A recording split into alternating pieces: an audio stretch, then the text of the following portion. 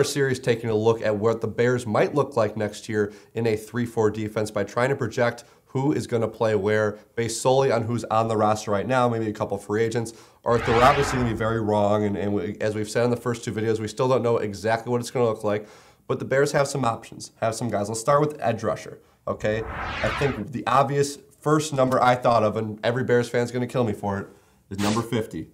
Shea McClellan. We talked about in the last video, it's a natural spot for him. If they want to keep him, he's going to compete, maybe not to play every down, but at least be a nickel rusher. Like you said, it's more or less a last-ditch effort. It's also a low cost. It's not a risky investment. They might as well give it one more shot and see what happens. So I tend to agree Shea McClellan has to be on one of your edges to see if it can work. On the other edge, and similar to where he's been throughout his career, only standing up, you got to go with Jared Allen. Because you don't have any other options for him, because I think he projects as a natural stand-up outside rush linebacker. We just said we don't think he is necessarily, but it's really your one chance you're going to have. He's just not big enough to hold the point here on the line of scrimmage. And the reason I made these circles so big is not because the Bears are bigger than the teams they play. It's more so that we can fit in some other numbers here, because along those same lines, I would throw a Willie Young in here because he's not going to be playing, a 5 or 3 technique on the line unless he bulked up.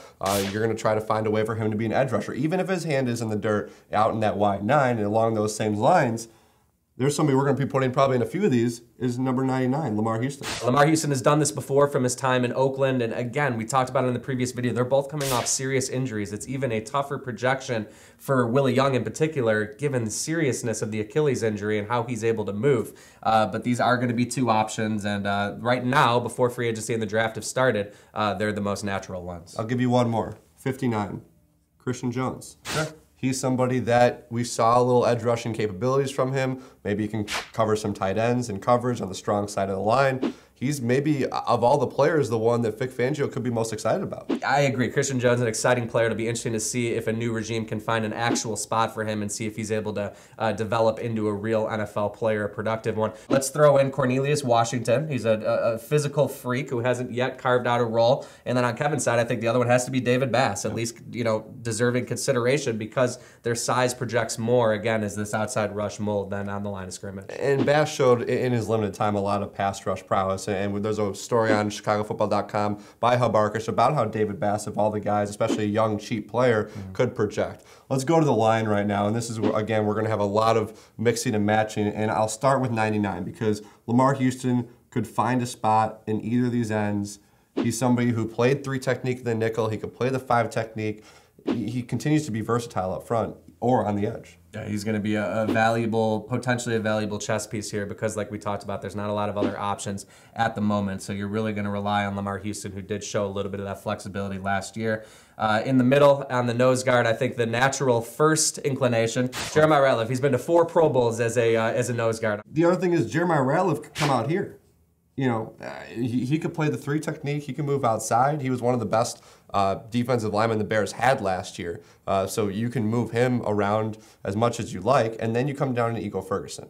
And he, to me, seems most natural in the middle. I think that the reason that Ego Ferguson is a bit of a wild card here is because if it turns out that he can pan out in the middle, as Kevin said, it gives you more flexibility with Jeremiah Ratliff, who we've already seen have success in various fronts or throughout various spots on this front. I'll put these guys here. We got 93 Will Sutton, 92 Stephen Paya, who's a free agent. Vic Fangio doesn't need the nose guard to be this big space-eating guy. There could be room for someone like Sutton or Paya in this defense. Ego Ferguson is the most natural fit, just sort of on the surface, but Stephen Paya, maybe people don't realize this, is almost the exact same size as Glenn Dorsey, who is the last nose guard that was acquired by Vic Fangio and the 49ers to have success in that front. So again, Stephen Paya is a free agent. He may earn more on the free agent market because he's a more natural fit in a 4-3. But I feel like as recently as a few weeks ago, people were kind of ready to throw these guys to the curb, both Paya and Sutton. And I think we need to slow down and kind of reevaluate how Vic Fangio likes to think outside the box, and maybe we'll be able to find roles for these guys. Let's finish with inside linebacker. Now, unfortunately for Vic Fangio, he does not have Navarro Bowman and Patrick Willis in Chicago. Not quite. He's going to start with 57, and that's Jon Bostic, who played everywhere amongst the linebacking core,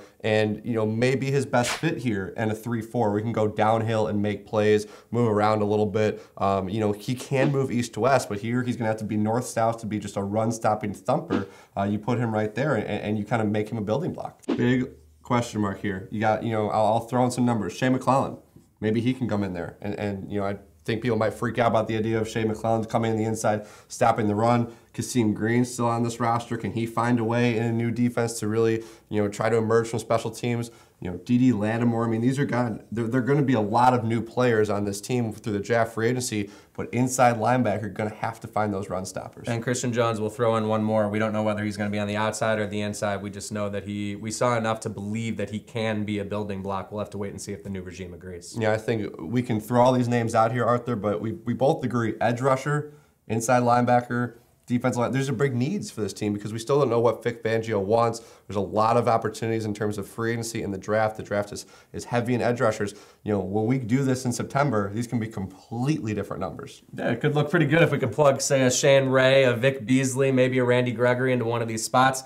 We'll just have to wait and see. But it's good news that the 3-4 does offer a little bit more flexibility, I believe, when you're trying to acquire these players. They'll have some other options as far as what positions they can play. So it's up to John Fox, to Ryan Pace, to the rest of their staff to find out where they're best fit. So there's questions about personnel, but there's no question about Vic Fangio, a very accomplished defensive coordinator who will take over, and we'll find out shortly, hopefully, what this is really going to look like.